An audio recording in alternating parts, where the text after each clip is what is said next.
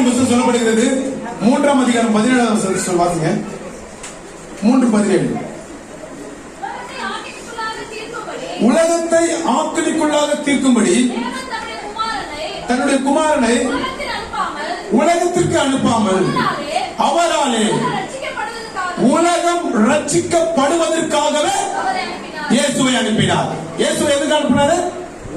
இயேசு இந்த பூமிக்கு எதுக்கு அனுப்பினாரு?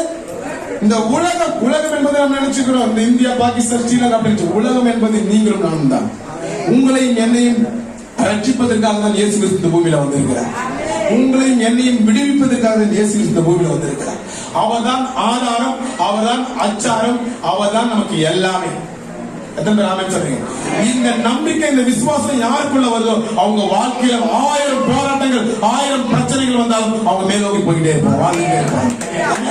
அவன் தான் என்னை மீட்க வந்தார், அவன் தான் என்னை தப்பி